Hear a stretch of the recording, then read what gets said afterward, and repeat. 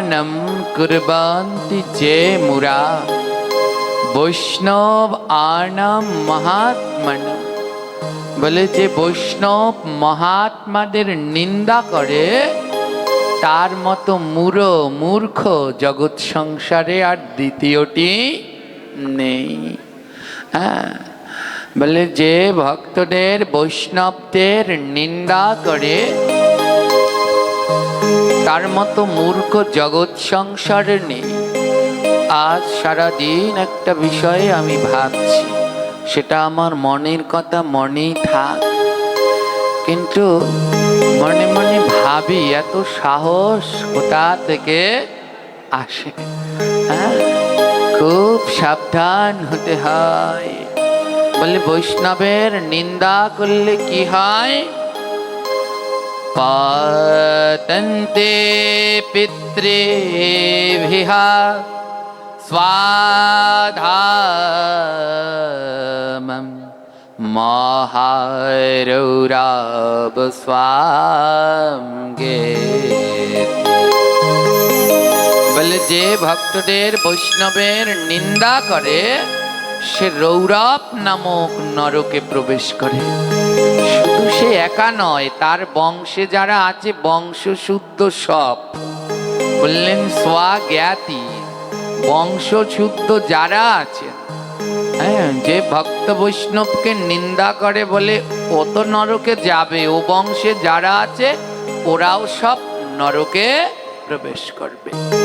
প্রশ্ন করবেন, ও বাবা পাপ করেছে উনি, তা বংশের লোকেরা নরকে যাবে কেন?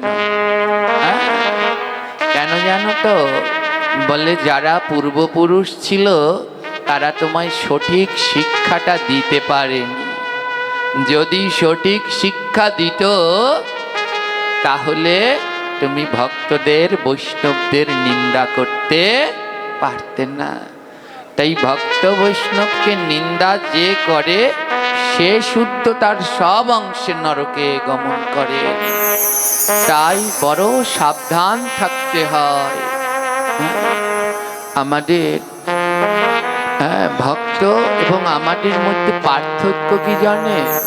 যারা ভক্ত তারা সব সময় নিজের দোষ খোঁজে, আর আমরা, আমার মতো যারা আছে, এরা সব সময় অন্যের দোষ খোঁজে।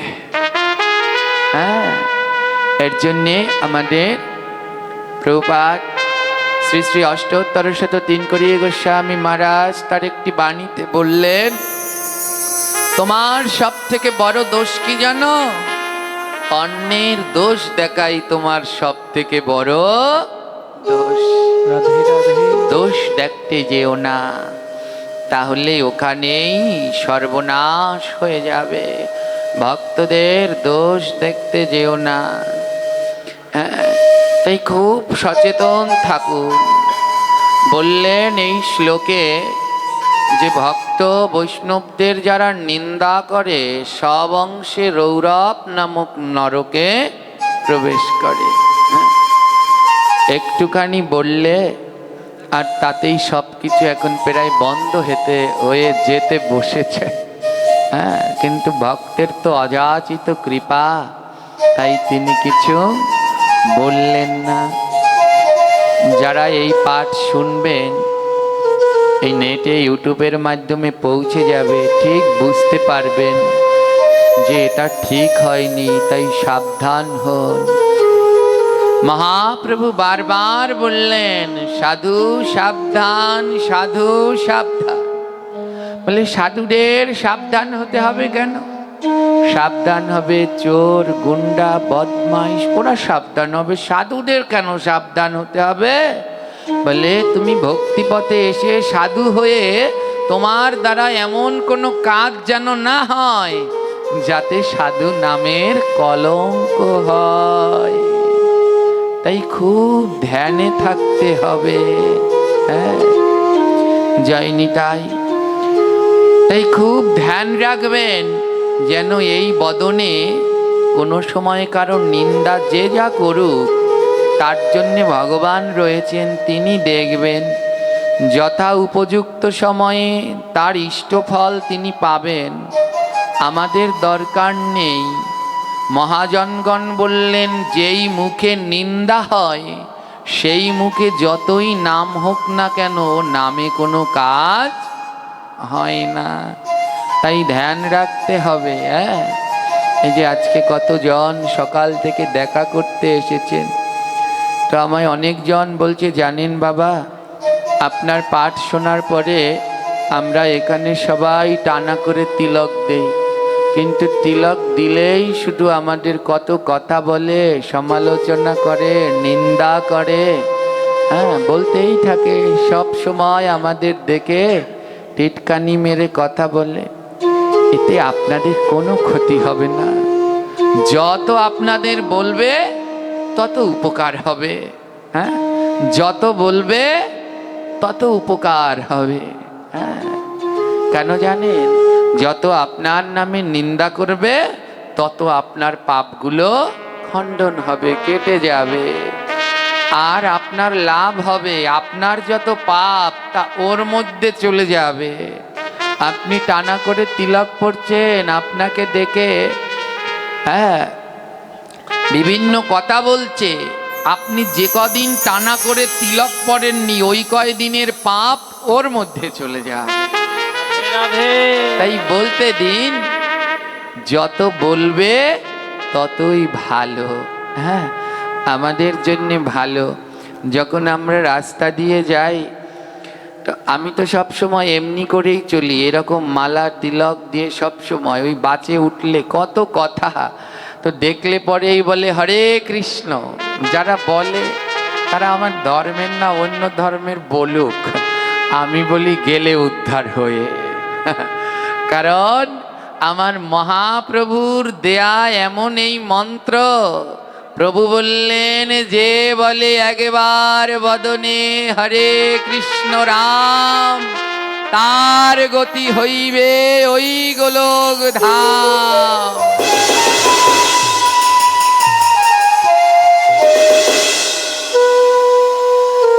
কত কৃপা! বলে একবার হরে কৃষ্ণ রাম মুখে উচ্চারণ করলে তার গতি গোলকধাম হয়ে যাবে। অযাচিত কৃপা প্রভু। তাই যত বলবে তত ভালো, বলতে দিন, কিন্তু সাবধান থাকবে যেন সেই নিন্দুকের উপরে আমাদের যেন কোনো বিরূপ ভাবনা না আসে। নিন্দুকেরে বাসি আমি সবার চেয়ে ভালো। সবার থেকে তাকে ভালোবাসতে হবে। বলে নিন্দুককে যদি সব থেকে ভালোবাসতে পারো তাহলেই তোমার ভজন শ্রেষ্ঠ। আর নিন্দুককে যদি ভালোবাসতে না পারো, তাকেও যদি আবার নিন্দা করো, তাহলে তার মধ্যে আর আমার মধ্যে কোনো পার্থক্য রইল না। যারা সবাই তিলক করবেন মা, যে যা বলার বলুক, আমি মরলে পর আমায় কেউ আগিয়ে দিয়ে আসবে? দেবে আগিয়ে? আমার একাই যেতে হবে। সবাই টানা করে তিলক পড়বেন। গ্রন্থে কি বলল জানেন? দেখুন শ্লোকে কি বললেন, যজ্ঞ দানম তাপহম স্বাধ্যায়াঃ পিতৃতার্পণম ব্যর্থম ভাবতি त्वात् सर्वामूर्ध्वपुण्डां क्रेतम। বলে ঊর্ধ্বপুণ্ড টানা করে তিলক না করে যজ্ঞ দান তপ হোম অধ্যায়, এই যে ভাগবত শুনছেন, যার কপালে টানা করে তিলক নেই, পিতৃতর্পণ, সমস্ত কিছুই বৃথা হয়ে যায়, কোনো কাজে লাগে না। শুধু ভাগবত শুনলে হবে না, মানব জীবনে এর পালন করতে হবে। তাই যে যা বলে বলুক গিয়ে, আপনি আপনার জায়গায় ঠিক থাকবেন। নিজে ভালো তো জগৎ ভালো। আমার মনের মধ্যে যেন কোনো গন্ডগোল না আসে। যার মনে যে গন্ডগোল থাকে থাকুক না কেন, আমার মন যেন শুদ্ধ পবিত্র থাকে, সদা এই ধ্যান রাখবেন। এর জন্যে গ্রহন্ত বলল, মহাজনগণ সিদ্ধান্ত দিলেন, যার মনে আছে গন্ডগোল গোলমাল, যার মনের মধ্যে আছে গোলমাল, সে পর গিয়ে ভক্তমাল। ভক্তমাল গ্রন্থের ভিতরে অগণিত ভক্ত চরিত্র। বললে মনের ভিতরে গোলমাল থাকলে ওই ভক্ত চরিত্র অনুশীলন করো, তাহলে মনের গোলমালগুলো দূর হয়ে যাবে, দূর হয়ে যাবে, মনে কোনো গোলমাল থাকবে না। ধ্যান দিন, এই ভক্তমাল গ্রন্থে অগণিত ভক্ত চরিত্র রয়েছেন। তন্মধ্যে গোবিন্দের এক পরম ভক্ত। এ জগতে যারা ভগবানের পরম প্রিয়গণ, তারা সদা সর্বদা গোবিন্দের নাম প্রেমে ডুবে থাকেন। এ জগতে তাদের কোনো চাওয়া পাওয়া, বলে তাদের চাওয়া পাওয়া ওই একটার ভিতরেই, যেন সদা সর্বদা আমরা সাধু সঙ্গ করতে পারি। তাদের চাওয়া পাওয়া, যারা জগতে শুদ্ধ প্রকৃত ভক্ত, তাদের চাওয়া পাওয়া এক জায়গায়, বলে সদা সর্বদা যেন মুখে নাম করতে পারি, সদা সর্বদা যেন সাধু সঙ্গ করতে পারি। ওই সাধু সঙ্গ ছাড়া, নাম ছাড়া এ জগতে আর কিছু পাওয়ার চাওয়ার নেই। তাই যারা ভক্ত ওমা, তাদের এ জগতের পরম চাওয়া পরম পাওয়া ভগবান। এ জগতে তাদের পরম কৃপার বস্তু, এ জগতে তাদের পরম কৃপার বস্তু ভগবানের ভক্ত। ভক্তদের একনিষ্ঠ সঙ্গ, ব্রত গ্রন্থ আদি অধ্যয়ন, এছাড়া তারা অন্য কিছু চায় না। তেমনি ভক্তমাল গ্রন্থে এক ভক্ত চরিত্র রয়েছে। দেখুন, নিন্দা যেন কাউকে না করি, নিন্দুককে কিভাবে ভালোবাসতে হয় এর প্রমাণ দিলেন ভক্ত নন্দদাস। কিভাবে নিন্দুককে ভালোবাসলে গোবিন্দের কৃপা লাভ করা যায় এর প্রমাণ দিলেন ভক্ত নন্দদাস। ভক্ত নন্দদাস ছিলেন একজন ত্যাগী একনিষ্ঠ ভক্ত। এ জগতের প্রতি তার কোনো চাওয়া পাওয়া নেই, সে কারো কাছে যায় না।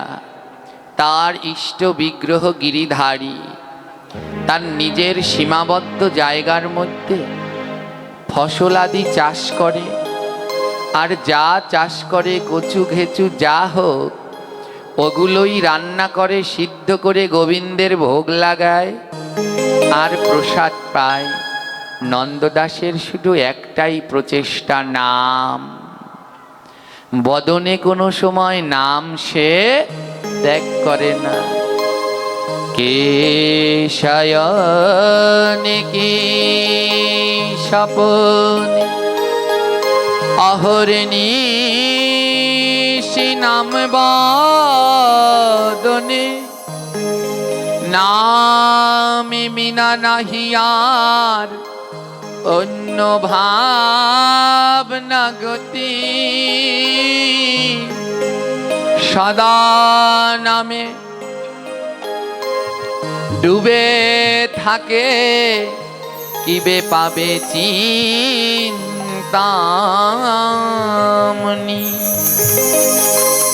সদা সর্বদা নামের মধ্যে ডুবে থাকে, আর কবে সেই নাম রূপ চিন্তামণি পরমেশ্বর গোবিন্দকে লাভ করা যায়।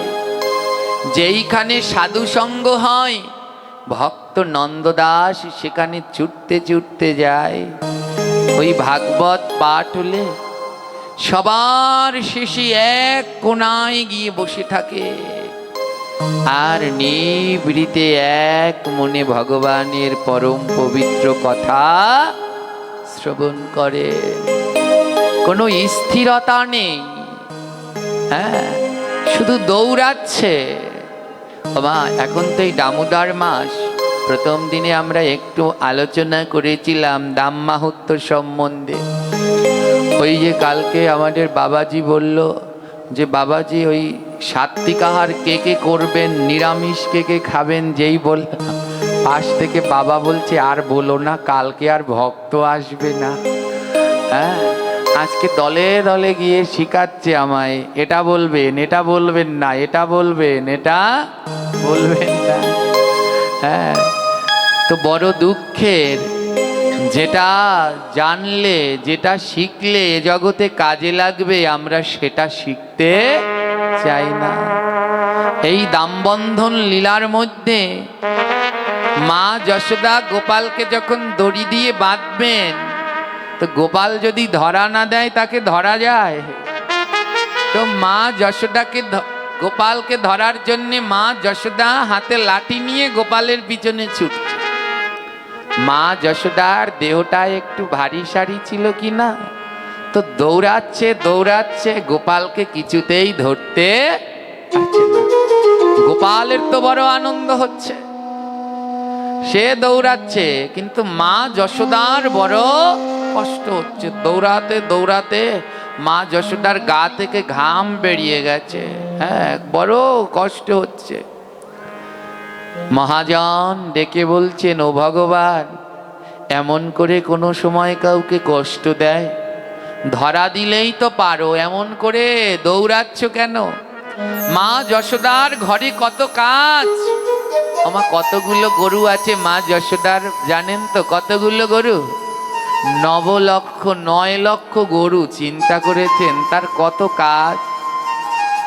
এক পাশে দাঁড়িয়ে মহাজন বলছেন, মা যশোদার 9 লক্ষ গরু, 9 লক্ষ, বলে 9 দিকে লক্ষ, একদিকে নয়, 9টা দিকে লক্ষ্য রেখে ভজন করো।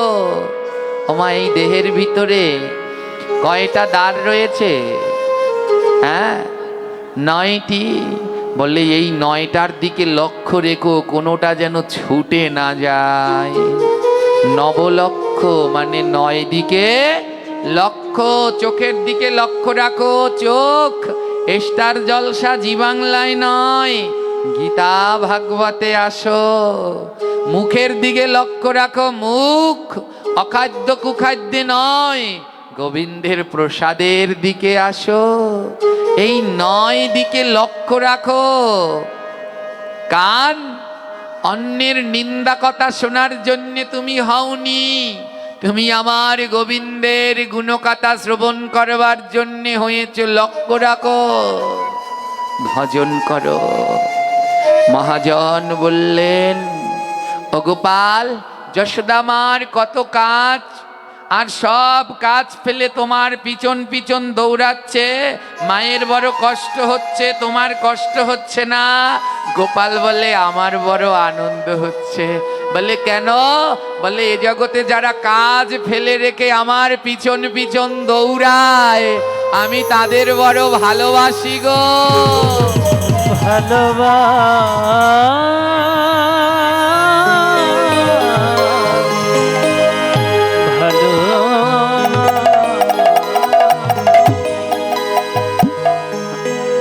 কত সুন্দর শিক্ষা। বলে ওই সংসার জড়জাগতিক কাজ ফেলে যারা আমার পিছন পিছন দৌড়ায়, তাতে আমার কষ্ট হয় না, আমার আনন্দ হয়। দেখুন কত দূর দূর থেকে কাজকর্ম পেলে, গোপালগঞ্জ কোথায়, মাদারীপুর, আমি ওই নামটা মনে থাকে না, হ্যাঁ, কি কোটালীপাড়া, তারপরে আগলঝাড়া, তারপরে কি রাজই, ট্যাকের হাট, কত জায়গা থেকে কি করলেন, কাজ ফেলে ছুটে এসেছেন দৌড়াতে দৌড়াতে। আপনাদের বাড়িতে ফ্যান নেই? আছে তো। পারতেন না সেই ফ্যানের মধ্যে, এচির বাতাসের মধ্যে বসে আনন্দ করতে? সব কিছু ফেলে এই গরমের মধ্যে বসে রয়েছে। বলে কেন? মধুময় সাধুগুরু বৈষ্ণবের কৃপা পাবো বলে।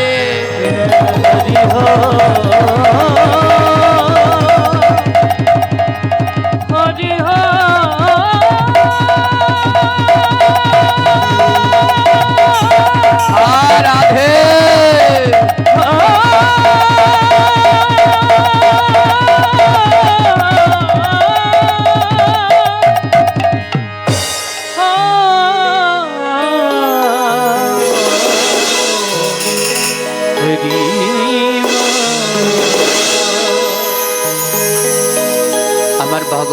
বড় আনন্দ হয়। বলে ওরা অর্থের পিছনে দৌড়াচ্ছে না, ওরা আমার পিছনে সাধুগুরু বৈষ্ণবের পিছনে দৌড়াচ্ছে।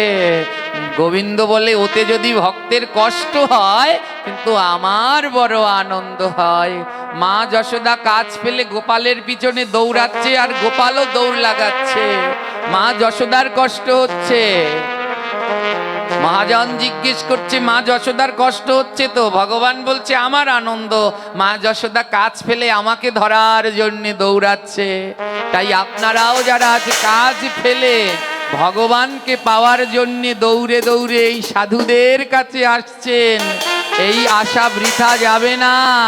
আমার গোবিন্দ করুণা কৃপা করবেই, দামোদর মাসে তিনি বঞ্চিত করবেন না।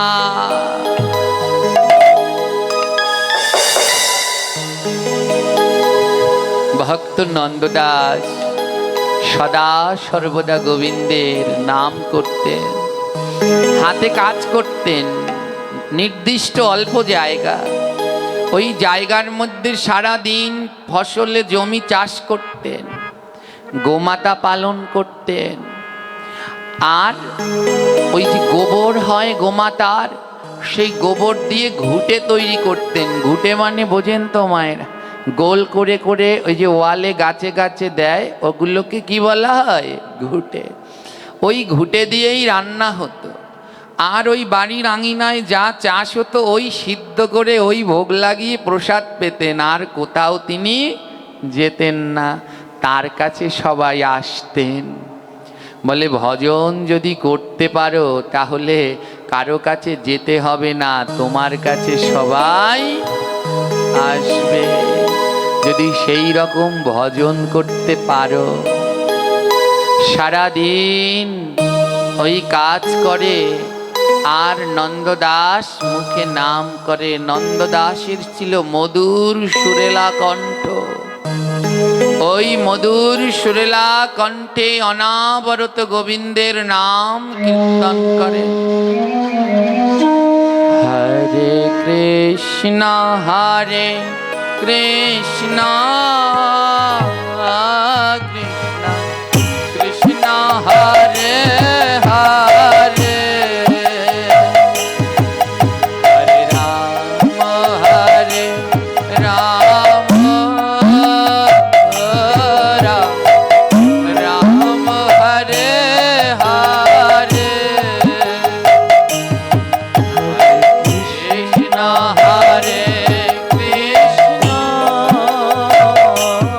রাধে রাধে, কৃষ্ণ হরে হরে, হরে রাম হরে রাম, রাম রাম হরে হরে, হরে কৃষ্ণ হরে কৃষ্ণ কৃষ্ণ কৃষ্ণ হরে হরে, হরে রাম হরে রাম রাম রাম হরে হরে, হরে কৃষ্ণ হরে কৃষ্ণ কৃষ্ণ কৃষ্ণ হরে হরে, রাধে রাধে, রাম হরে রাম রাম রাম হরে হরে। সবাই নাম করবেন, মুখ বন্ধ করে রাখবেন না। কাল থেকে এখানে মহা নাম যজ্ঞের আয়োজন করা হয়েছে। মহাপ্রভু বললেন কলি যুগে নাম ছাড়া নাহি আর ধর্ম, সর্বধর্ম নাম সার সর্বশাস্ত্র মর্ম। নাম ছাড়া কলিযুগে কোনো গতি নাই। তাই কেউ মুখ বন্ধ রাখবেন না, সবাই মিলে একসাথে কীর্তন করো। হরে কৃষ্ণ হরে কৃষ্ণ কৃষ্ণ হরে হরে রাধে রাধে রাম হরে রাম রাম হরে হরে। এই নাম করলে কি হয়? বলে সমস্ত পাপের খণ্ডন হয়।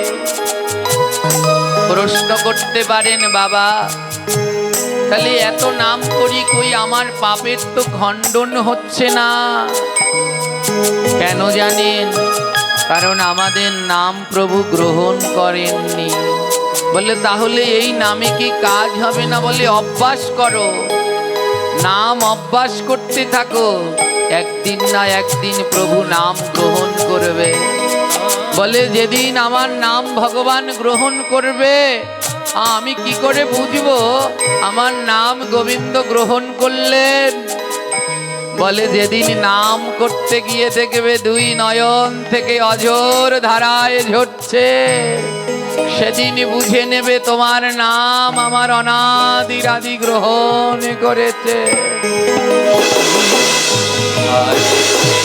না হরে কৃষ্ণ রাধে রাধে কৃষ্ণ হরে হরে হরে রাম রাম রাম রাম হরে হরে হরে কৃষ্ণ হরে সবাই প্রেম সে নাম করো। কৃষ্ণ হরে হরে হরে রাম রাম হরে হরে। এত নাম করি আমার নয়নে তো জল ঝরে না। মহাজন বললেন তাহলে মনে রাখবে তোমার ভক্ত কৃপা হয়নি, কারণ এই নয়নে সেই দিন জল ঝরে যেদিন কোনো শুদ্ধ ভক্তের পরশ করে।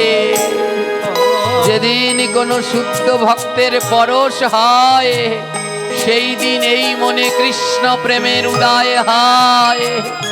আর যেই দিন কৃষ্ণ প্রেমের উদয় হয় সেই দিন দুই নয়নে জল ঝরে। তাই যত পারো ভক্ত ধরো, বুকে জড়িয়ে ভক্তের অঙ্গ পরশ করো। হরে কৃষ্ণ হরে কৃষ্ণ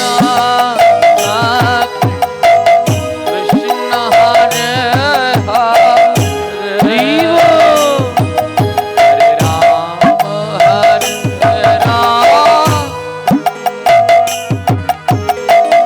রাম হরে হরে কৃষ্ণ হরে আগমনিতা কৃষ্ণ হরে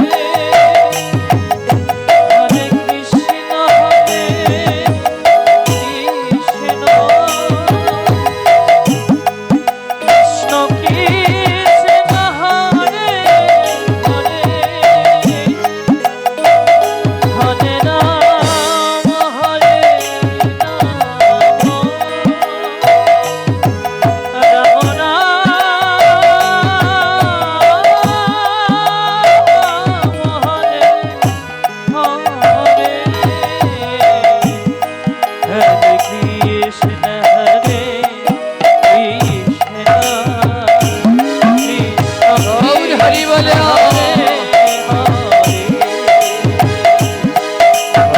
রাম হরে রাম রাম হরে কৃষ্ণ হরে কৃষ্ণ কৃষ্ণ হরে प्रेम से হরে कहो हरे राम हरि बोल। राम हरे हरे कृष्ण हरे कृष्ण कृष्ण हरे हरे हरे राम राम राम हरे हरे ভক্ত নন্দদাস নাম করছে আর ওই ঘুটে তৈরি করছে, আর তার নাম শ্রবণ করার জন্যে কত ভক্তবৃন্দ ওই লাইন দিয়ে বসে আছে, এক মনে নাম শ্রবণ করছে। একজন আরেকজনকে বলেছে, দেখছি আমরাও নাম করি কিন্তু এই পোড়া নয়নে জল ঝরে না। ভক্ত নন্দদাস নাম করছে, দুই নয়ন থেকে অঝোর ধারায় ঝরছে। ওই নাম করছে আর ঘুটে তৈরি করছে, ঘুটে বানাচ্ছে। ওই ঘুটে বানাতে হলে যারা বানান তারা জানেন মায়েরা, মাঝে মাঝে একটু গোবরের মধ্যে জলের ছিটা দিয়ে গোবরটা মাখিয়ে নরম করতে হয়।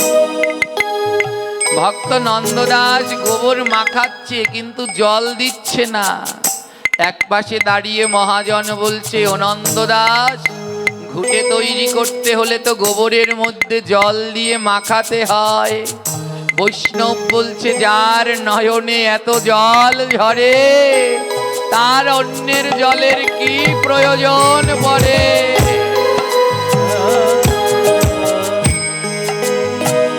ওই নয়ন থেকে জল ঝরছে আর মুখ থেকে অমিয় মধুময় নাম ঝরছে। নাম আর নয়নের জলে ওই গোবরগুলো মাখামাখি হচ্ছে, আর একটা একটা করে ঘুটে বানাচ্ছে নন্দদাস। নন্দদাসের এই নামের কথা সমস্ত জায়গায় প্রচার হয়ে গেল। বড় সুন্দর ভজন করেন নন্দদাস। প্রচার হতে হতে সেই প্রচার পৌঁছে গেল দিল্লিতে সম্রাট আকবরের কাছে। সম্রাট আকবর বড় সঙ্গীত প্রিয় লোক ছিলেন। এই সম্রাট আকবরের নবরত্ন ছিলেন, তার মধ্যে একজন ছিলেন সঙ্গীত বিশারদ তানসেন। আকবরের নবরত্নের এক রত্ন হলেন পরম সঙ্গীত জ্ঞানী তানসেন। তানসেন খবর পেলেন মহারাষ্ট্রের বেরালিতে এক পরম ভক্ত বাস করেন, নন্দদাস মধুর মধুর ভজন করেন। তানসেন একদিন আকবরকে বললেন, চলুন না নবাব, যাই সম্রাট, আমরাও একদিন ওই নন্দদাসের ভজন শুনে আসি। কি ভজন করে, সবাই নাকি লাইন দিয়ে শুনতে যায়। যাই আমরাও একদিন শুনে আসি কেমন ভজন করে। সম্রাট এবং তানসেন ভিখারির বেশ ধারণ করে নন্দদাসের ভজন কুটিরে গেলেন। গিয়ে দেখে অনেক ভক্ত দাঁড়িয়ে আছে, আর নন্দদাস তার পাশের বাড়ির এক প্রতিবেশীর সাথে ঝগড়া করছে। কি নিয়ে ঝগড়া করছে? ওই ঘুটে নিয়ে ঝগড়া করছে। সম্রাট আকবর হাসছে, আরে তানসেন, তুমি বললে এ নাকি বড় ভক্ত, ভক্তরা আবার ঝগড়া করে, তাও সামান্য ঘুটে নিয়ে ঝগড়া করছে। আকবর বলছে, তানসেনকে থামাও, আমরা এসেছি ওর ভজন শুনতে, ঝগড়া শুনতে নয়। তানসেন নন্দদাসকে বললেন, ও বাবা থেমে যান, আপনি ঝগড়া করছেন কেন? নন্দদাস বললেন, জানো, ওরা না আমার ঘুঁটে নিয়ে গেছে, ওরা আমার ঘুঁটে চুরি করে নিয়ে গেছে। তানসেন বলে, চিন্তা করো না, তোমার ঘুঁটের যে মূল্য আমি দিয়ে দেব, ও নিয়ে কান্নাকাটি ঝগড়া করো না, তুমি আসো, আমাদের একটু ভজন শোনাও। হ্যাঁ, তানসেন তো, নন্দদাস তো ভক্ত ছিলেন, ভক্তের চোখ তো ফাঁকি যাওয়া যায় না। যখন নবাব দাঁড়িয়েছেন ওই ভিখারির বেশে, নন্দদাস বলছে, আরে লোকের মুখে শুনেছি আপনি নাকি খাস বিচার করেন। সম্রাট আকবর থরথর করে কাঁপছে, চিনে ফেললো আমায়, আপনি নাকি খাস বিচার করেন, আমার বিচারটা করে দিন না, আমার ঘুঁটে চুরি করে নিয়ে গেছে।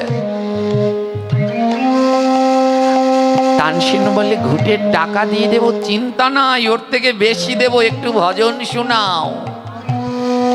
নন্দদাস বললেন, না, ওই ঘুঁটেগুলো যখন আমি তৈরি করি তখন আমি মনে মনে ভাবি এ দিয়ে আমার গোবিন্দের ভোগের রান্না হবে, আর ওরা তো গোবিন্দের ভোগের রান্না করবে না, ওরা তো অন্য কাজে ব্যবহার করবে। আমার ঘুঁটে আমায় দিতে বলো। যেই লোকটা ঘুঁটেগুলো নিয়েছে সেই লোকটা বলছে, আরে নন্দদাস, তুমি নাকি অনেক বড় ভক্ত, তো যদি ভক্ত হও, এখানে তো তোমার ঘুঁটেও আছে, আমার ঘুঁটেও আছে, বের করো তো খুঁজে কোনটা তোমার ঘুঁটে আর কোনটা আমার ঘুঁটে। নন্দদাস বলে, যদি খুঁজে বের করতে পারি দেবে তো আমার ঘুঁটে আমায় ফিরিয়ে? দুষ্টু লোকটা বলছে, দেব, খুঁজে বের করো, এই সাজির ভিতরে সব রাখা আছে, বলো কোনটা তোমার আর কোনটা আমার। নন্দদাস কি করলেন জানেন? ওই সাজি থেকে একটা একটা ঘুঁটে নিয়ে কানে ঠেকাচ্ছে, একটা একটা ঘুঁটে নিয়ে কানের মধ্যে ঠেকাচ্ছে, আর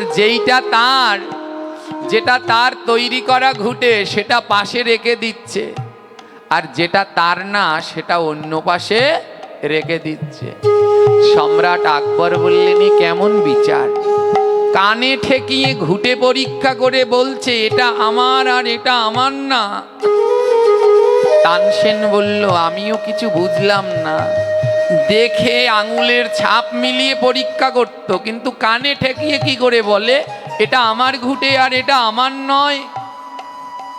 তানসেন বলল, নন্দ বাবা, এটা আপনি কেমন পরীক্ষা করলেন? কানে ঠেকিয়ে পরীক্ষা করা যায়?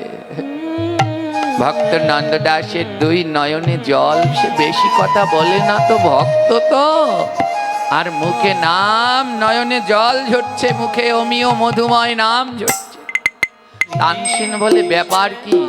ঘুঁটেটা কানে ধরে কি দেখলেন?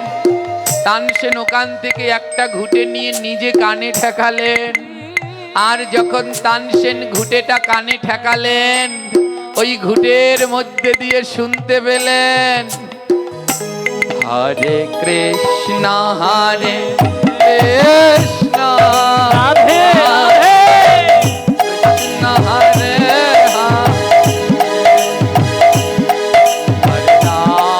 হরে রাম রাম রাম হরে হরে।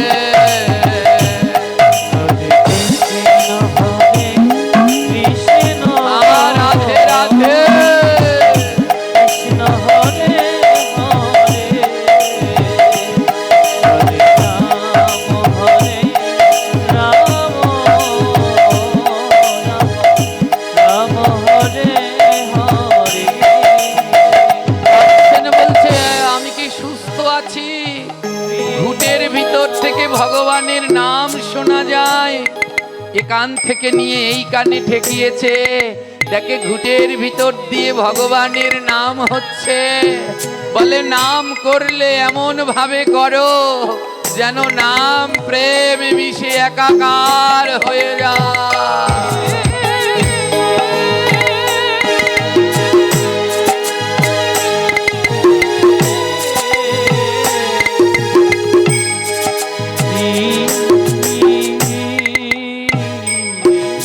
করেছিলেন সিদ্ধ জগন্নাথ দাস বাবাজি। আজও নবদ্বীপে যাবেন, খুব তাড়াতাড়ি যাবেন, কারণ এগুলো না হয় এই কলির প্রভাবে এরা সবাই বিদায় নিচ্ছে। সিদ্ধ জগন্নাথ বাবাজি যখন ওই কেলি কদমের তলায় বসে নাম করছিলেন, এমন ভাবে নাম করেছে ওই গাছের মধ্যে হরে কৃষ্ণ মহামন্ত্র ফুটে উঠেছে। আজও সেই বৃক্ষ আছে জগন্নাথ দাস বাবাজির মন্দিরে। এই যে নবদ্বীপ থেকে এই বাবা এসেছেন, এরা জানে আজও সেই বৃক্ষ আছে। সেই বৃক্ষের গায়ে হরে কৃষ্ণ মহামন্ত্র ফুটে রয়েছে। এমন নাম করেছে, গাছ অঙ্গে লিখে নিয়েছে।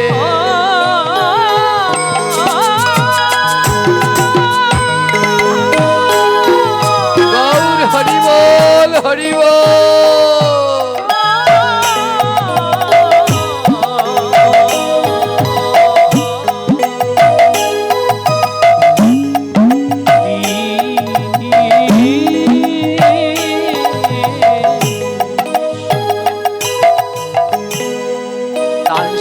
ঘুটে কানে ধরে অবাক হয়ে গেলেন। ঘুটের মধ্য থেকে নাম শোনা যাচ্ছে। তানসেন বলে, এমন ভক্ত হয় না। ওই নাম করতে করতে ঘুটে দিয়েছে, নাম ঘুটের মধ্যে রয়ে গেছে, কানে পাতলে নাম শোনা যায়। তানসেন বলে, এই ভক্ত আর পাবো কিনা। তাই আজ প্রাণ ভরে ভক্তের চরণ ধুলা মেখে নেই। লুটিয়ে পড়লেন তানসেন নন্দ দাসের চরণে। আরে কেঁদে কেঁদে বলছে, তুমি দাও দাও আমায় চরণ ধুলি। আজি দাও দাও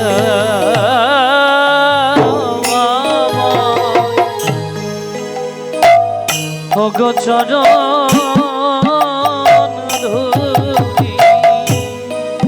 তুমি দাও দাও ভক্ত চরণ ধুলি। বলি দাও দাও ভক্ত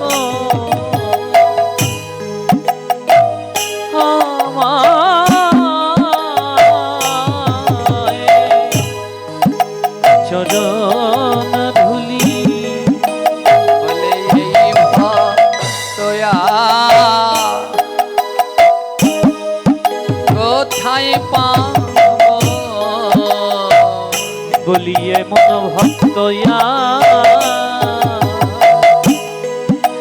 বলিয়া মন ভক্ত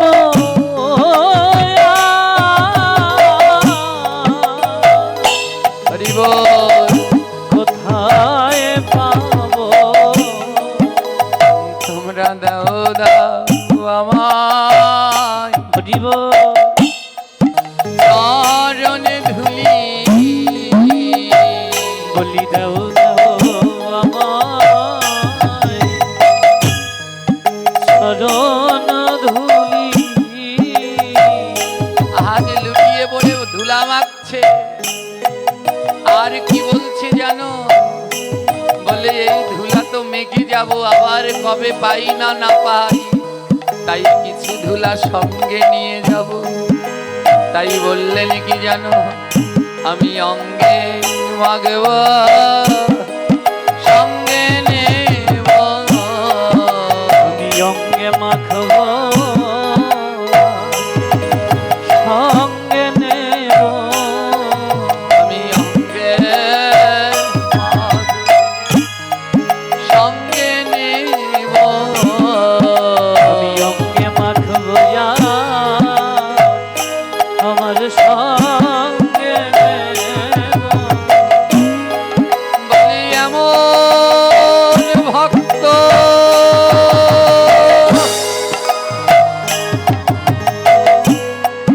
কোথায় পাবো। আমি অঙ্গে মাগব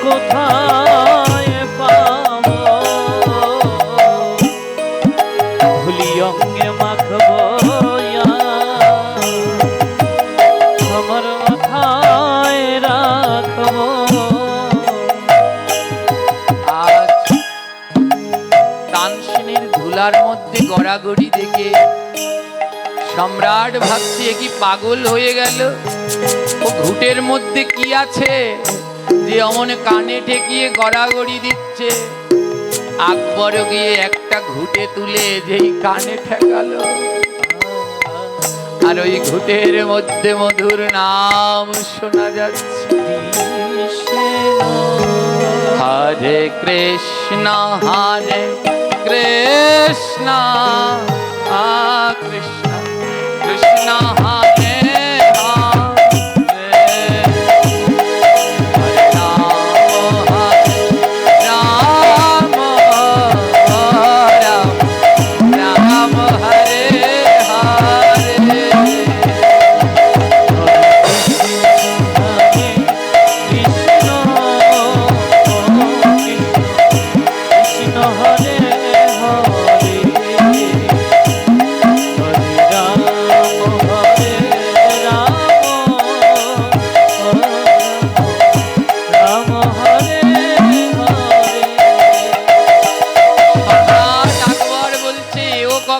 সম্ভব, এর নাম ভজন, বলে করে যাও যেন মুছে না যায়। তাই এ জগতে যারা ভজন করতে পেরেছে তারা আজও সবার হৃদয় মাঝে রয়ে গেছে। চারদিকে ছড়িয়ে পড়ল নন্দদাসের ভজনের কথা। ওই গ্রামে দুটি লোক ছিল, একজনের নাম মেঘনাথ আর একজনের নাম বিনোদ। এই দুইজন নন্দদাসকে সহ্য করতে পারতেন না, তাই এমন সুনাম প্রশংসা মেঘনাথ আর বিনোদ কি করলেন, ওদের সাথে আরো 10 জন ছিলেন। এই 12 জনে মিলে সিদ্ধান্ত নিলেন এই নন্দদাসের নামে একটা কলঙ্ক রটাতে হবে, দুর্নাম রটাতে হবে, যেন ওর কাছে আর দলে দলে মানুষ না আছে। হ্যাঁ রে বিনোদ, কি দুর্নাম দেয়া যায় ওর নামে? মেঘনাথ বলছে, আরে ও তো কোনো অন্যায় করে না, ওর নামে কেমন করে দুর্নাম দিবে? ও তো কোনো অন্যায় অপরাধী করে না। বলে না করলে করাতে হবে। বলে কিভাবে করাবে? ওই যে মেঘনাথ, ওর মাথায় একটু কুটবুদ্ধিটা বেশি ছিল। বলে হ্যাঁ রে বিনোদ, তোর না একটা গরু আছে? হ্যাঁ আছে তো। গরুর না একটা বাছুর আছে? হ্যাঁ। বলে একটা কাজ কর, তোর বাছুরটা এ বাড়িতে আসে, ওই পাশের বাড়ি। বিনোদ বলে হ্যাঁ আসে। ও বাছুরটায় কি জানি না, সারাদিন এই বাড়িতে এসে বসে থাকবে, ডাকলেও যাবে না, খাবার দিলেও যাবে না, কারণ ও পশু হয়ে চিনতে পেরেছে এই বাড়িতে ভক্ত আছে। কিন্তু তোমরা পাশের বাড়ির হয়েও চিনতে পারলে না, মানুষ হয়েও চিনতে পারলে না যে এখানে ভক্ত আছে, আর যেখানে ভক্ত আছে সেখানে ভগবানও আছে। ছোট্ট গোমাতার বাছুরটা ছিল পাশের বাড়ি, যে বিনোদ আছে ওর, যে ঘুটে নিয়েছিল, ওই বাছুরটা এসে সারাদিন নন্দ বাবার ওই বাড়িতে বসে থাকতো, আর ওই ভক্তের মুখে নাম শুনতো। মেঘনাথ বললেন ওই বাছুরটাই হবে আমাদের, ওকে তাড়ানোর গুটি। বলে কি করবে? ওই আরো 10টাকে ডাক দিয়েছে, আয় দড়ি নিয়ে আয়। সন্ধ্যাবেলায় ওই নন্দদাস তার ভক্তদের নিয়ে ভগবানের আরতি দেখায়, আর যখন ভগবানের আরতি দেখাবে সেই সময় ওই বাছুরটাকে আমরা সবাই মিলে মেরে ফেলবো। দেখুন, মনের ভিতরে যদি হিংসা জন্মায় তখন আর হিতাহিত কোনো জ্ঞান থাকে না। তার জন্য আমি মাঝে মাঝেই বলি, হিংসার মতো পাপ নাই, দয়ার মতো ধর্ম নাই, গাভীর মতো সেবা নাই, গঙ্গার মতো তীর্থ নাই, দামোদর মাসের মতো মাস নাই, আর ভক্তের চরণ ধুলার থেকে মূল্যবান কোনো সম্পদ নাই। এমন হিংসা জন্মালো। ভক্ত নন্দদাস তার ভক্তদের নিয়ে যখন ভগবানের আরতি দেখাচ্ছেন, সবাই তো আরতি দেখাতে ব্যস্ত, এমন সময় ওই দুষ্টুরা ছোট্ট গরুর বাছুরটি এনে গলায় ফাঁস দিয়ে টানতে টানতে বাছুরটাকে মেরে ফেললেন। মেরে ওই উঠানে ফেলে রাখলেন। দুষ্টু লোকগুলো বলল, চল রাজার কাছে চল, নালিশ দেব। আজ আর রেহাই নাই, আজ রাজার কাছে নালিশ দেব, রাজা ওর ফাঁসি দিয়ে দেবে। সবাই মিলে গেল রাজার কাছে নালিশ দেওয়ার জন্যে। আর এদিকে ভক্ত নন্দদাস ভগবানকে আরতি দেখায়। আর প্রতিদিন আরতি দেখিয়ে ওই আরতির তাপটা ওই গোমাতার বাছুরকে দেয়। রাজার কাছে গিয়ে নালিশ ঠুকেছে দুষ্টু লোকেরা, রাজামশাই ও নন্দদাস ভক্ত নয়, ভণ্ড। আমাদের ছোট্ট গরুর বাছুরটা ওদের বাড়িতে গিয়েছে আর ওরা মেরে ফেলেছে। রাজা বলে, প্রমাণ আছে? দুষ্টু লোকেরা বলে, আছে মানে? এখনো বাছুরটা ওই উঠানে মরে পড়ে আছে। রাজা বলে, চলো, যদি সত্যি হয় তাহলে নন্দদাসকে আজ ফাঁসি দেয়া হবে। রাজাকে নিয়ে গেলেন। রাজা গিয়ে দেখছেন খোল করতাল বাজছে, সন্ধ্যা আরতি হচ্ছে, রাধারানীর আরতি করছেন। জয় জয় রাধে জি কো শরণ তুহারি, জয় জয় রাধে জি কো শরণ তুহারি। ওই ছানো আরতি যাও বলিহারি, ওই ছানো আরতি যাও বলিহারি। পাট পটম্বর ওরে নীল সারি,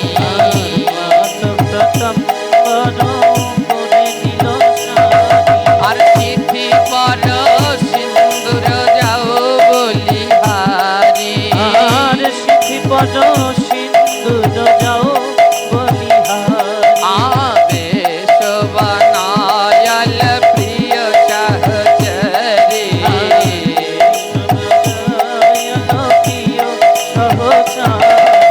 রতন সিংহাসনে বৈঠাল গৌরে, রত্ন সিংহাসনে বৈঠাল আবার রতন চরিত মণি মানিক মতি,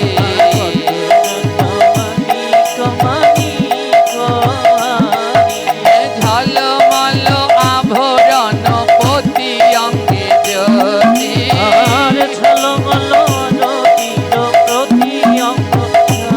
আবার চুয়া চন্দন গন্ধ দেয় ব্রজবালা,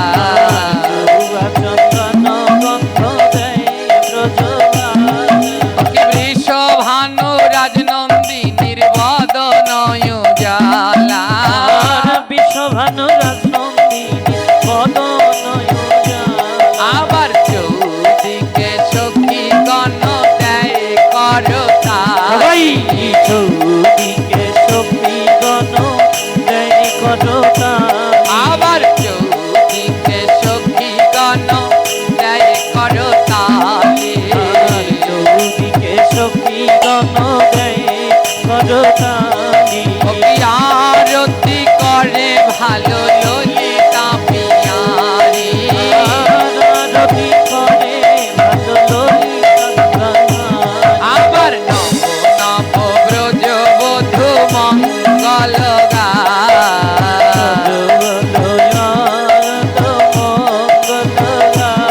আবার নব নব ব্রজবধূ ধ্বনি দেয়,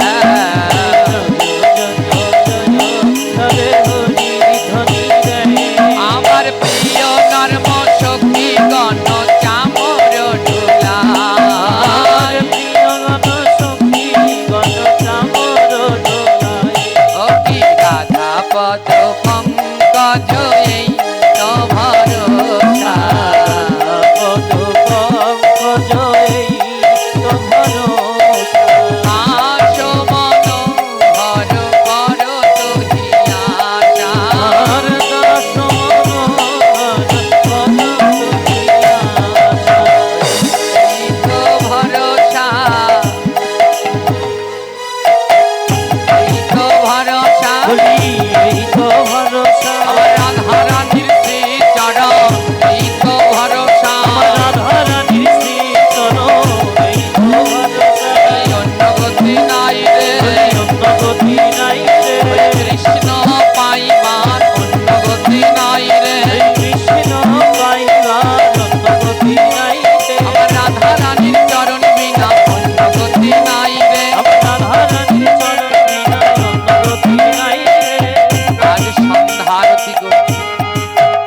সকালে রাজা এসে ডাকছে, এই নন্দদাস বের হও বের হও। নন্দদাস বেরোলেন। রাজা মশাই আপনি? তুমি এই বিনোদের গোমাতাকে হত্যা করেছ? না না, আমি হত্যা করিনি। হত্যা করনি মানে?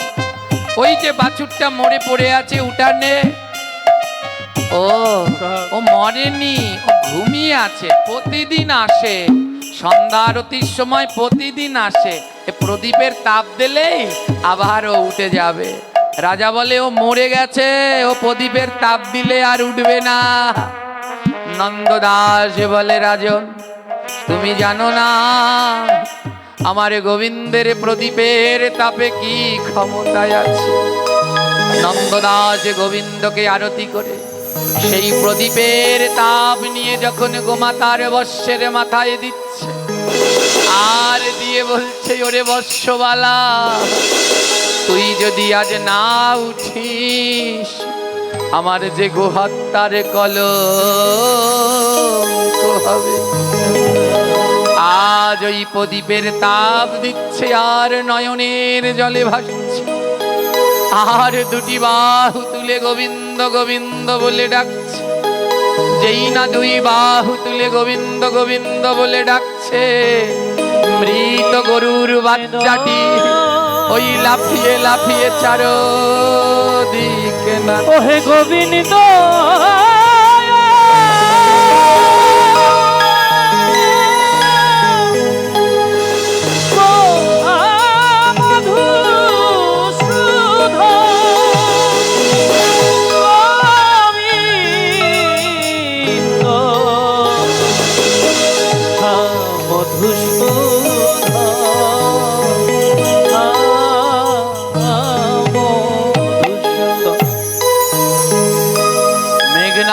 তার বিনোদ ভয়ে পালালো, আর বাকি 10 জন লুটিয়ে পড়ল।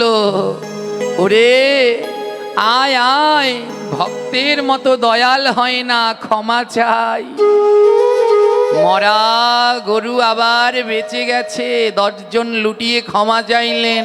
রাজার কাছে বললেন, রাজামশাই এই ষড়যন্ত্র ছিল মেঘনাদ আর বিনোদ, কোথায়? পালিয়েছে দুজন। চারোদিকে খবর ছড়িয়ে পড়ল, মরা গরু বেঁচে গেছে, মরা গরু বেঁচে গেছে। এই খবর শুনে দূর দূরান্ত থেকে লোক আসছে। কারো হাত বেঁকা, কারো পা বেঁকা, কেউ কথা বলতে পারে না, এই সেই। আর শুদ্ধ ভক্তের ছোঁয়া পেয়ে পেয়ে সবাই সেরে যাচ্ছে। কিন্তু ভক্ত নন্দদাসের বড় কষ্ট হচ্ছে। কেন জানেন?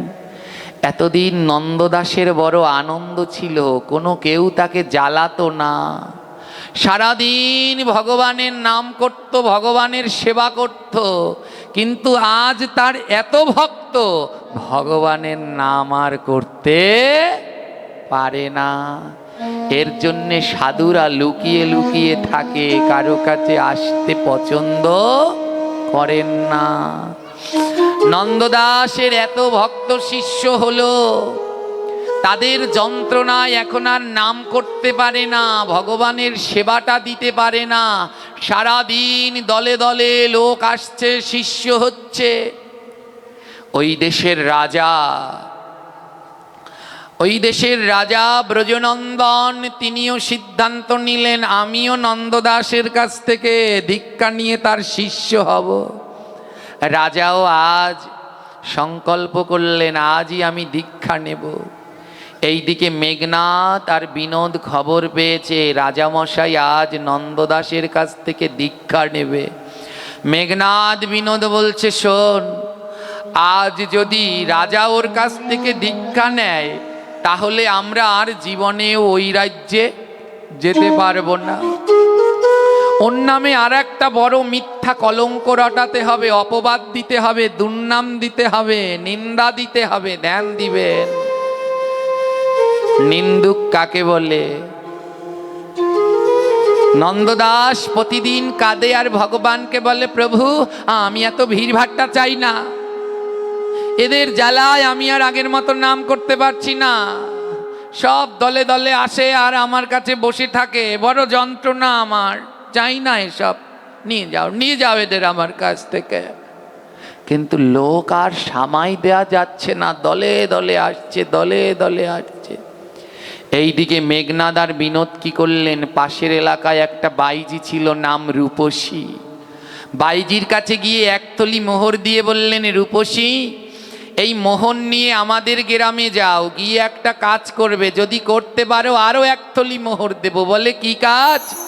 বলে আজ আমাদের রাজামশাই নন্দদাসের কাছে দীক্ষা নেবে, আর যখনই রাজা যাবে তুমি গিয়ে বলবে আমি নন্দদাসের বিয়ে করাবো, আর নন্দদাসের নামে নিন্দা হবে, রাজা ওকে ত্যাগ করে চলে যাবে। দীক্ষা নেওয়ার আগে গুরুদেবের চরণ ধোয়াতে হয়, চরণ জল করতে হয়। রাজামশাই গুরুদেবের চরণ জল করতে বসেছে, হাজার হাজার ভক্ত এসেছে, রাজা দীক্ষা নেবে তো। এমন সময় রূপসী বাইজি এসে বলছে, রাজামশাই আপনি কার কাছ থেকে দীক্ষা নিচ্ছেন? এ নন্দদাস একটা ভণ্ড সাধু। রাজা বলছে তুমি কে? রূপসী বাইজি বলছে আমি ওর বিয়ে করাবো, আমাকে লুকিয়ে রেখে এইখানে ব্রহ্মচারী সেজে বসে আছে, ও ভণ্ড, আসল সাধু নয়। রাজা জিজ্ঞেস করছে, নন্দদাস এ কি তোমার বিবাহিত স্ত্রী? নন্দদাস বলে, রাজামশাই এত লোক আসে যায়, কে স্ত্রী আর কে মিস্ত্রি কে জানে। উনি যদি মনে করেন আমি ওনার স্বামী, হলেও হতে পারে। উনি যদি মনে করেন, কথাটা কেমন ঘুরিয়ে বললেন বুঝলেন? এর জন্যে বলে যে জনা কৃষ্ণ ভজে সে বড় চতুর। বললেন উনি যদি মনে করে আমি ওনার স্বামী, তাহলে হলে হতে পারে, ওতে আমার কিছু আসে যায় না। রাজা রেগে গেলেন, কি তুমি বিয়ে করেছো, তোমার স্ত্রী আছে, আর তুমি এখানে ব্রহ্মচারী সেজে বসে আছো? রাজা বললেন এ আসল সাধু নয়, এ ভণ্ড সাধু। রাজা আদেশ দিলেন, আজ থেকে নন্দদাসকে এক ঘরে করা হলো।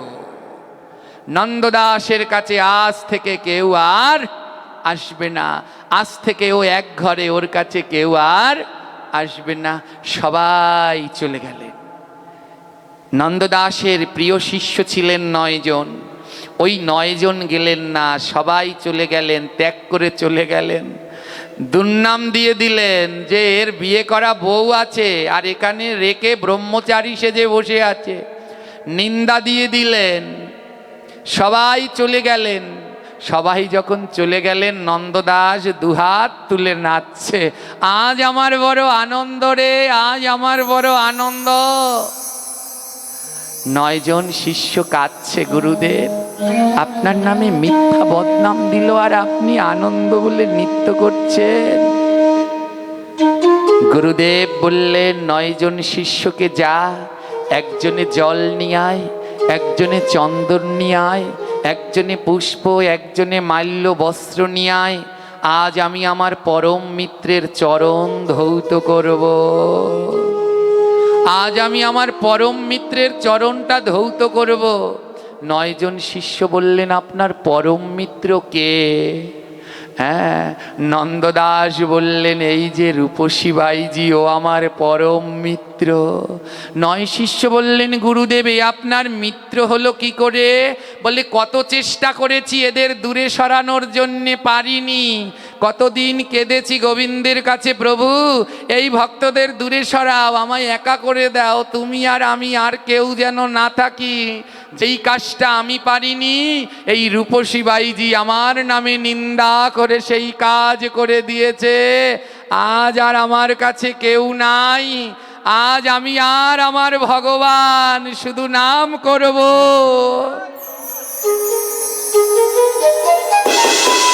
আজ থেকে আমি শুধু নাম করব, আজ থেকে আমার আর কোনো কষ্ট নাই। জল নিয়ে আসো, আগে চরণ ধোয়াই। বলে আজ নয়নে জলে চরণ ধোয়ায় দেব, আজ নয়ন জলে চরণ ধোয়া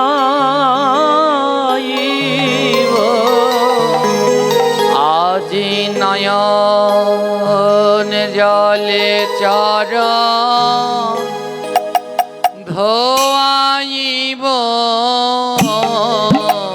দুই নয়ন জলে চরণ আমি ধোয়াইব এমন বান্ধ কোথায় পাব নয়ন জলে পিছন থেকে চরণ কেউ একজন উঠুন, সামনে থেকে দুইজন না। ধোয়াইব এমন আমি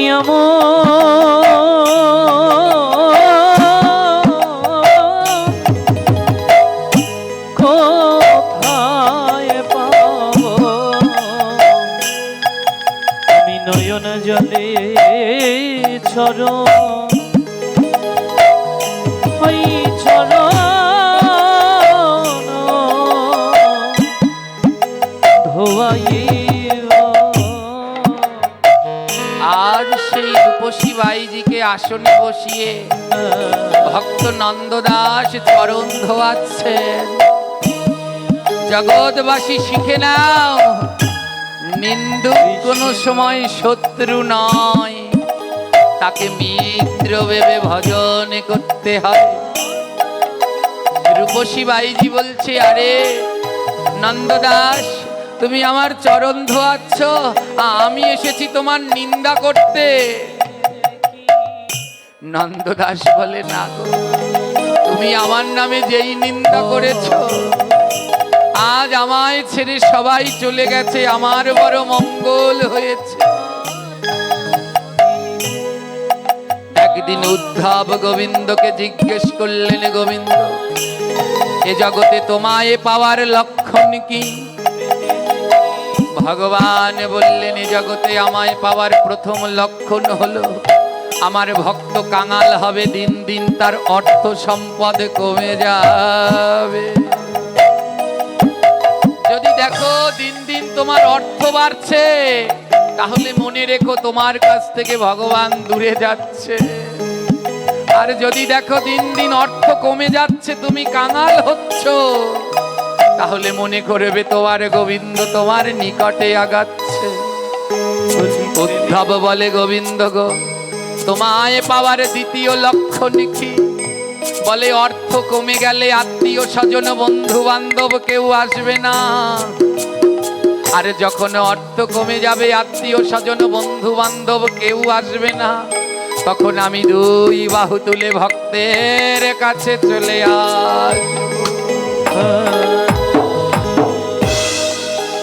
উদ্ধব বলে, গোবিন্দ, তোমাকে পাওয়ার তৃতীয় লক্ষণ কি? গোবিন্দ বলে, উদ্ধব, আমি প্রথমে ভক্তকে কাঙাল বানাবো, দ্বিতীয়তে স্বজনদের থেকে বঞ্চিত করব, আর দ্বিতীয়তে ওই ভক্তের দেহের মধ্যে রোগ ব্যাধি জরা পীড়া দিয়ে রাখবো, যেন ওর কোনো শান্তি না থাকে। যতবার ব্যথায় কষ্ট পাবে, ততবার বাহু তুলে হা রাধে, হা রাধে।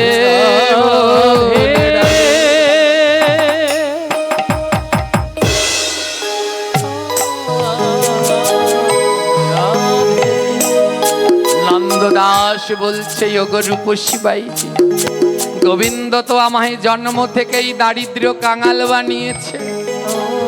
আজ এক ধাপ আগালাম, আমার যত আত্মীয় বন্ধু ছিল সব চলে গেছে। আর তুমি তো আমার সেই বান্ধব, আজ সবাইকে আমার থেকে দূরে করেছো, আর আমার গোবিন্দকে আমার কাছে আপন করে দিয়েছো। তাই এমন বান্ধব কোথায় পাবো? আমি এমন বান্ধব রে কোথায় পাবো? বলি এমন বান্ধব কোথায় পাবো? আমি এমন বান্ধব কোথায় পাবো?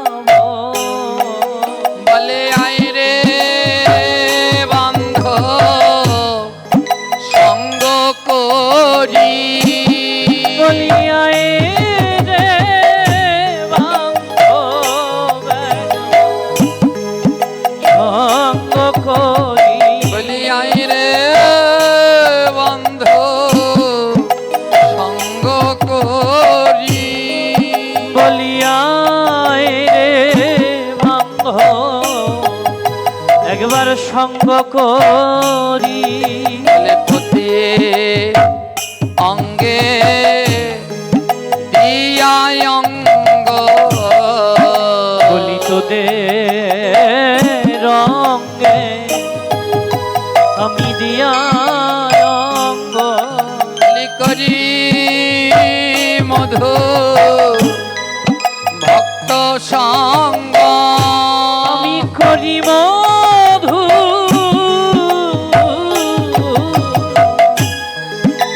ভক্ত সঙ্গ আমি তোদের রঙ্গে দিয়া অঙ্গ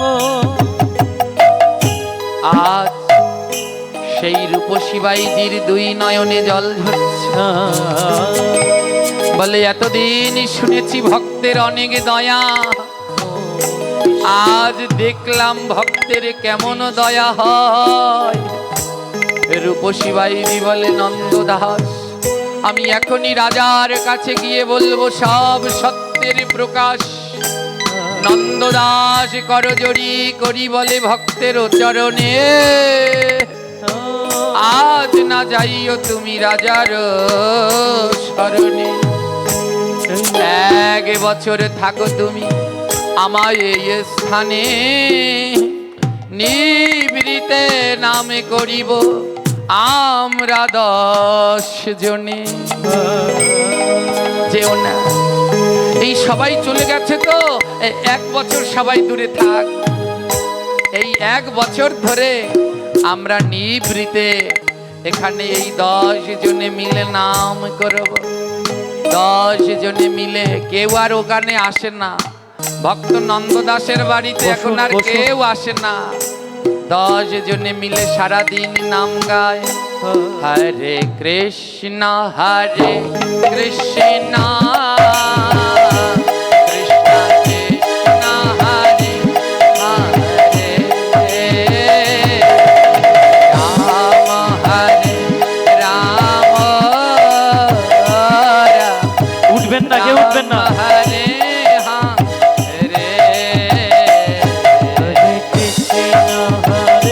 সবাই যে যার জায়গায় বসুন এখনো শেষ হয়নি কৃষ্ণ হরে হরে হরে রাম রাম রাম হরে হরে আজ সারাদিন নাম করে দেখিতে দেখিতে এক বছরে কেটে গেল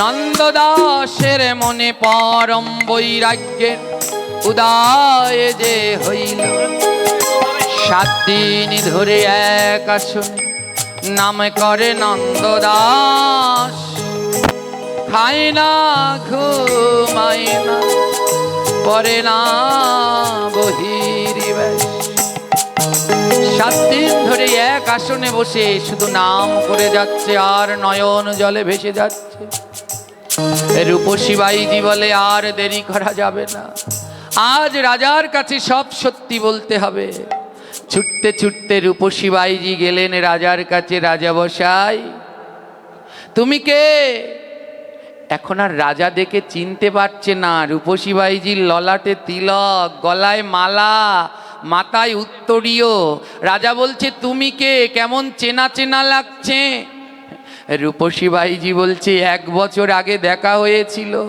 ভক্ত নন্দদাসের স্ত্রী বলে যে বদনাম দিয়েছে আমি সেই বলে বদনাম রূপসী বাইজি বলে আমি তার স্ত্রী নই আমি পাশের গ্রামের এক বাইজি ওই মেঘনাথ আর নন্দদাস এরা দুজন মিলে আমাকে পাঠিয়েছিল যেন নন্দদাসের দুর্নাম হয় তার জন্যে রাজা নিজের ভুল বুঝতে পেরে নয়ন জলে ভাসছে হায় রে এ কি করলাম এমন পরম ভক্তকে কষ্ট দিলাম রাজা কি করলেন রাজা সবাইকে ডাকলো চলো আর দেরি নয় আজই আমরা সবাই মিলে নন্দদাসের কাছে ক্ষমা চাইব যখন রাজা ভক্তদের নিয়ে যাইছে গৌর গৌর গৌর বলে চলিতে লাগিল।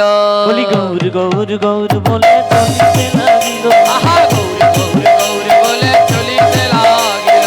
গৌর গৌর গৌর বলে চলিতে লাগিল। আরে মাঝে মাঝে প্রণধ্বনি জয়ধ্বনি হলো।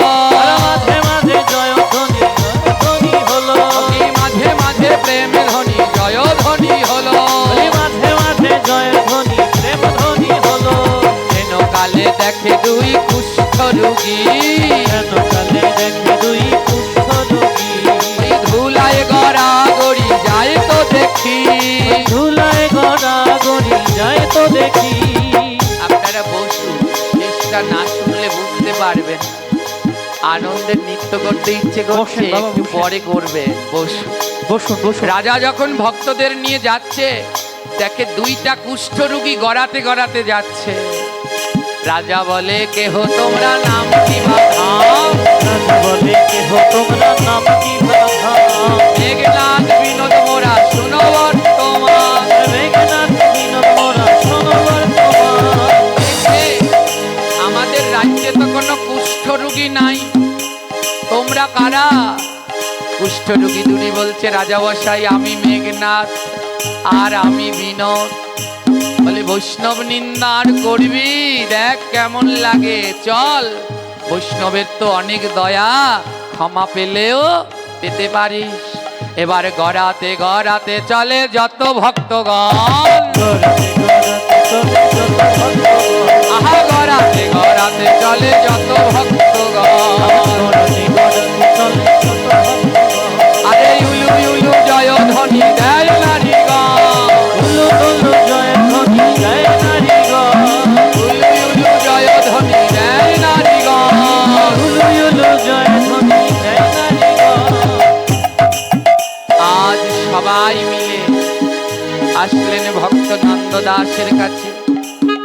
সবাই মিলে ডাকছে, নয়নের জল দিয়ে ভক্ত নন্দ দাস, ক্ষমা করে দাও, ক্ষমা করে দাও। কিন্তু নন্দ দাসের কোনো সারা শব্দ নেই। হেন কালে সবাই দেখিতে পাইল, বলি হেন কালে সবাই দেখিতে পাইল। শ্রী বিগ্রহ থেকে জ্যোতি যে ছড়ালো। ওই শ্রী বিগ্রহ থেকে জ্যোতি যে ছড়ালো। সবাই দেখলেন তার সেবিত বিগ্রহ গিরিধারী থেকে দিব্য জ্যোতি ছড়াচ্ছে। আর সেই পাথরের বিগ্রহ দুটি হাত বাড়িয়ে দিয়েছে। এসো এসো ভক্ত মোর বুকেতে এসো। বলি এসো এসো ভক্ত মোর বুকেতে এসো। আর এসো এসো ভক্ত মোর বুকেতে এসো এসো ভক্ত মোর বুকেতে এসো। শয়ে শয়ে ভক্ত দেখতে লাগলেন নন্দদাসের বিগ্রহ দুটি হাত বাড়িয়ে ডাকছে, আয় আয় আমার ভক্ত, আমার বুকে আয়। জগৎবাসীকে শিক্ষা দিলেন, কেউ নিন্দা করলে তার নিন্দা করতে নাই। আজ এই ভাগবত পাঠ তাদের শোনাই সার্থক। অনেকে বলে কি আমায়, বাবা আমাদের তো নিন্দা করেই, আবার আপনাকেও করে। হ্যাঁ, যারা আমায় ভালোবাসো শুনে নাও, যদি আমায় কেউ নিন্দা করে তার উপরে মোটেই রাগ হবে না। যদি আমায় কেউ ভালোবাসে তাহলে তাকে 10টা প্রণাম করবে, 5টা তোমার আর 10টা আমার। 10 বার ওই নিন্দুককে প্রণাম করবে, তাহলেই বুঝে নেব যে তুমি সত্যিই আমাকে ভালোবাসো। হ্যাঁ, তাই নিন্দুককে নিন্দা নয়, পরিবর্তন করে দিল রূপসী বাইজির জীবন। আজ অনেক দিন ধরে নন্দদাস ডাকছে তো ভগবানকে। আজ বহুদিন পরে ভগবান এলেন আর ভক্তের কাছে ধরা দিলেন। তাই আজ ভক্ত আবার গেয়ে উঠলেন, বহুদিন পরে এলো শ্যামরা। বহুদিন পরে এলো শ্যামরা। বহুদিন পরে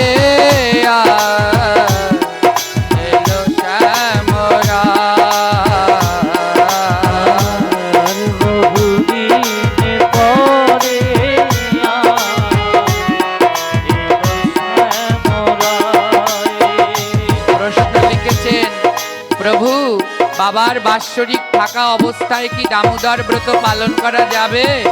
অবশ্যই যাবে এবং করতে হবেই হবে। যাদের বাবা মা নেই তারা যদি দামোদর মাস না পালন করে তাহলে তাদের কোনো গতি হয় না, অবশ্যই করবে। হ্যাঁ, বহুদিন পরে এলো শ্যামরা, বহুদিন সবাই গাইবে।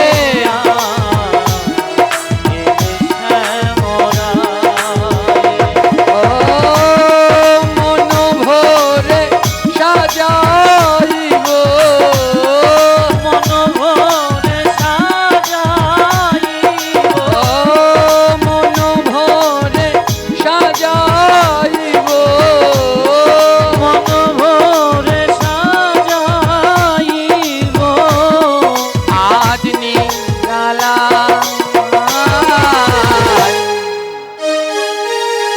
পরে হরিব। এলে শ্যামরায়, বহুদিন পরে এলে শ্যামরায়। ও মন ভরে সাজাইব,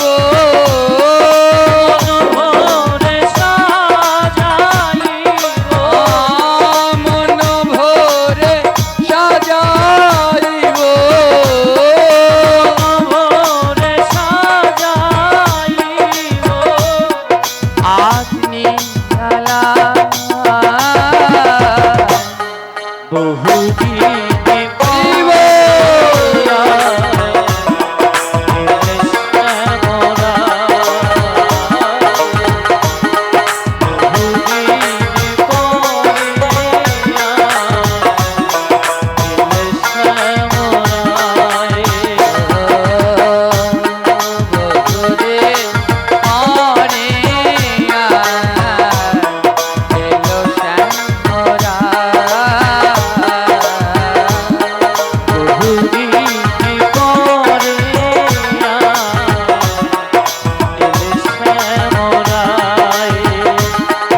আর যেতে নাহি দেব তোমায়, যেতে নাহি দেব তোমায়, ও যেতে নাহি দেব তোমায়, যেতে নাহি দেব তোমায়, আর মথুরা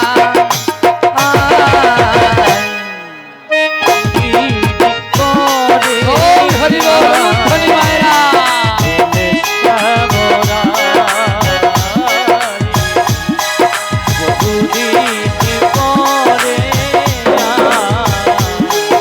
এলে শ্যামরায়। আর ছেড়ে যেও না গো নাথ,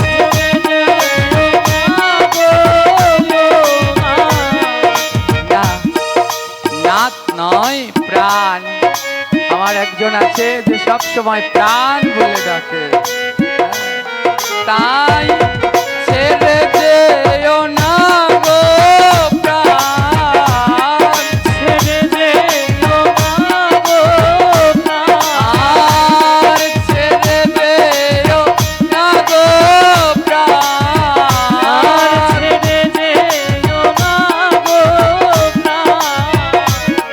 ধরি তব পাদ। বহুদিন পরে এলে শ্যামরায়, বহুদিন পরে এলে শ্যামরায়। আজ এই স্থান থেকে আমি আপনাদের কাছে বিদায় নিতে চলেছি, তাই ছেড়ে যেও নাগো প্রাণ, ধরি তব পাদ। সবাই আপনারা আমার প্রাণ, ওই ভগবান চলে যায় যাক, কিন্তু আপনাদের চরণ ছাড়া যেন জন্মে জন্মে না হয়। যেন এই ভক্তের চরণ তলে জন্মে জন্মে থাকতে পারি, এই মিনতি রেখে আদ্যকার ভাগবত পাঠে এখানেই বিশ্রাম দিচ্ছি। ও ছেড়ে যেও না গো প্রাণ, ছেড়ে যেও না গো প্রাণ, ছেড়ে যেও না গো প্রাণ, ছেড়ে যেও না গো প্রাণ। বহুদিন পরে এলে সামরাই, বহুদিন পরে এলে